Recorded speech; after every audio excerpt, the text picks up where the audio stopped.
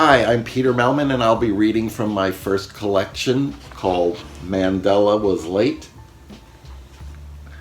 This story is called Dodging Potholes Along Memory Lane.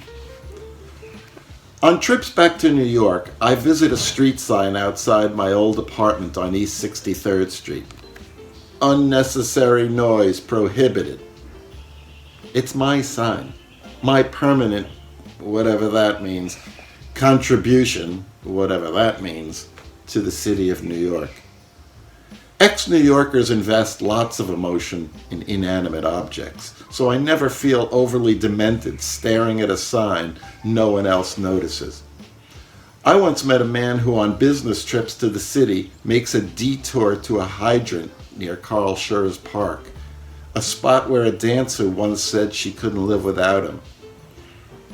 He lives in Santa Fe now, and last he heard, she's in commodities. When you live in New York, it's hard enough claiming any chunk of the city as your own. But when you're part of the diaspora, you are really lost.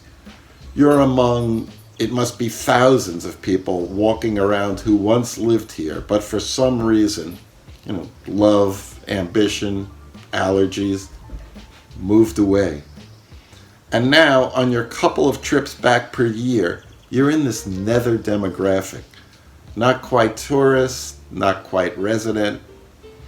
Your experience as a New Yorker, adjusted for inflation, has a street value of nothing. I bolted 18 years ago, and when I come back for a visit, the city is full of strangers who act as if the good times are just beginning. Every time I come to town and take one of my strolls down repressed memory lane, my old landmarks not only offer little sense memory of my life in New York, they make me feel more detached. Still, I try to fit in, opting for a hotel on a neighborhoody street on Upper Broadway. The room edges out my old apartment for square footage. Or I take subways, but I'm embarrassingly slow with a Metro card. My biggest thrill is being mistaken for a resident by tourists asking directions. "Excuse me, do you know where there's a restaurant called Al Dente?" No idea. I shrug and walk off. Al Dente. As if there's a restaurant in Rome called Undercooked. The sad thing is the inhabitants of the diaspora are even lower on the totem pole than tourists. At least tourists are wooed and/or accommodated and/or targeted, but no one invests in ex-New Yorkers. No one tries to make you feel as if you still belong. No one opens a restaurant aimed at people who lived in town during the 80s. A pasta-loaded joint with smoking sections, menus printed on junk bonds, waitresses and leg warmers, and photos of Bernie Goetz on the wall. No one runs a tour bus showing you around your old life. This is where your office was when you worked at ABC Sports. It's now the headquarters of the Financial Times, and ABC Sports is now folded into ESPN, and your boss died 13 years ago. Or, this soon-to-be new wing of Sloan Kettering is on the site of the movie theater where you and your ex-girlfriend saw Hannah and her sisters twice on the day it opened, February 7th, 1986. Or, this is where you found a $20 bill as you got out of the subway just before having breakfast at Windows on the World. No, you're left to your own jangled memories. I walk around New York so full of retrospect, I feel as if I'm looking back on things that never happened. The truly weird thing is, I invariably wind up spending a day with another ex-New Yorker who happens to be in town, someone I probably had lunch with a week earlier in Santa Monica. There's an ease in knocking around with someone in the same fogged-in boat. We can safely laugh at how out of it we are while grasping at our personal histories. On a trip last month, I met up with a friend who lives one zip code over from me in LA, outside of the Time and Life building.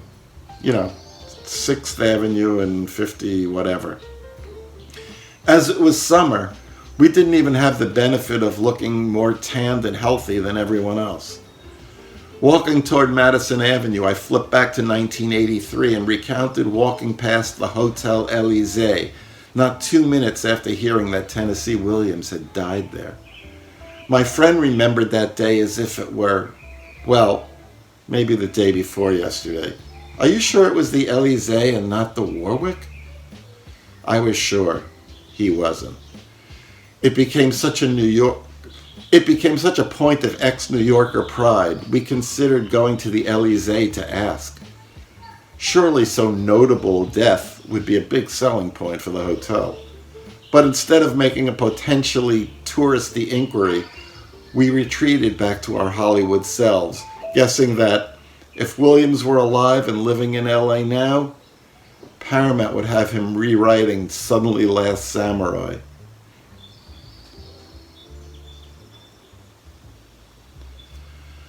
But instead of making a potentially touristy inquiry, we retreated back to our Hollywood selves, guessing that if Williams were alive and living in LA now, Paramount would have him writing Suddenly Last Samurai. We laughed about it the way LA guys do. During lunch, I almost mentioned to him how, on return flights, when the pilot says we'll be landing at LAX in 20 minutes, I always smile. Another trip back to New York. Over. And about that street sign.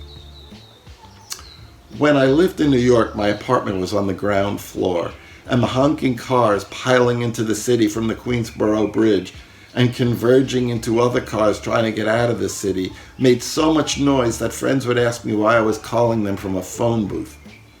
So in 1988, I wrote a letter of complaint to the mayor. In the fall of 1989, I got a letter saying that the city would be putting up a street sign to discourage honking. The letter was forwarded to my new address in Venice.